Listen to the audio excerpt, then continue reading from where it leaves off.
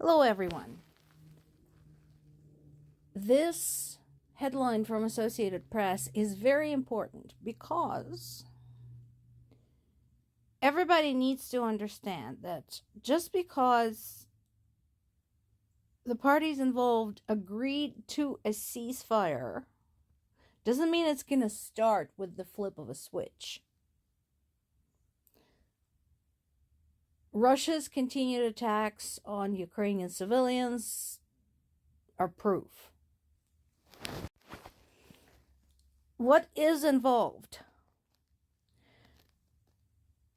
Basically, at this point, none of the specifics have been discussed. For example, when we're talking about no longer attacking the energy infrastructure, what objects exactly are we talking about? Power stations? Portions of the grid? Fuel lines? What are we talking about? And this is what I've been pointing out this entire time. Why the whole concept of trying to end the war in Ukraine in 24 hours is ridiculous and unrealistic. Because of how much is involved in just this one step. Just the ceasefire. We're not even talking about the end of the war. Just the ceasefire. So until those terms are agreed upon, they're going to keep firing at one another. As far as I'm concerned, this is a far more hopeful sign. Russia and Ukraine did one of the biggest prisoner exchanges with 175 prisoners on each side. And again, this is in order of capture. So some of these folks were captured way back when during the Battle of Mariupol. So that kind of gives you an idea. They have been in Russian custody for about 2.5 years. And the consensus is Russia continues to violate Geneva Conventions. It mistreats POWs ruthlessly. They are tortured. Well, I mean, all you have to do is look at the pictures of the released Ukrainian POWs. Meanwhile, on the Ukrainian side, I've been saying that Russian POWs are probably safer in Ukraine than they would ever be anywhere in Russia. They get 3 meals a day, they get showers, they get basically room and board, they get clothes, and they get to call their families once a week to let them know that they're alive. By comparison, our family member who was taken prisoner at the end of November has not been in contact with his family.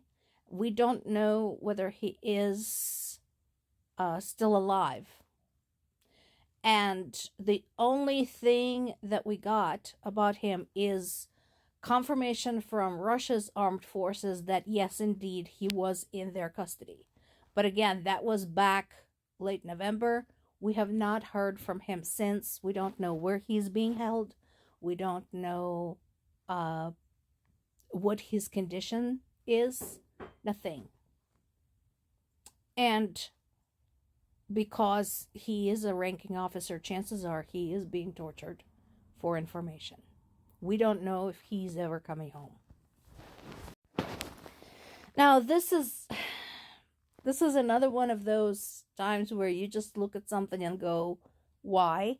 So now, in addition to the mineral deal, Trump wants Zaporizhia nuclear power plant. What? Why? Why do you want that? Is that like Greenland for you? Is that the same way you want Canada and Panama Canal? What the heck is your problem, dude? Personally, considering his attitude toward things like, oh, I don't know, industrial safety, I don't want him to have Zaporizhia power plant. A reminder to all, Zaporizhia nuclear power plant is the biggest in Europe, and it has been under Russian control for 3 years now. It got captured fairly early in the war, right about now. And while it is true that after the Chernobyl accident, Zaporizhia nuclear power plant has been updated, and the equipment has been upgraded to avoid that kind of disaster. Another part of the plan was the new safety protocols that were implemented and new maintenance schedules that were implemented. Well, now that it's been under Russian control for 3 years, we don't know whether those safety and maintenance protocols were being observed. And without those, we don't know what the condition of the plant is. What we do know is that the Russians surrounded it with landmines, including some of the landmines that are planted directly next to the buildings containing the reactors. And then, there is the question again of sincerity, which everybody's questioning for some reason except for the United States side. Because immediately after his phone call with Trump, Putin hung up, and we had a massive amount of drone strikes against Ukrainian civilians. So far, Ukraine hadn't seen any signs of goodwill on Russia's part.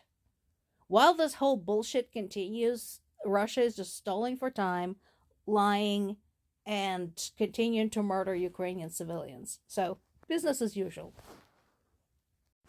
This is from The Hill. The reason I wanted to put this here is because while people might accuse me of bias, because I lean toward European and Ukrainian publications rather than American, and within the United States, I refer usually to things like NPR, Politico, and Associated Press. So I wanted to present an article from a nice, solid, fairly conservative source, The Hill. And this piece has a good deal of satire in it.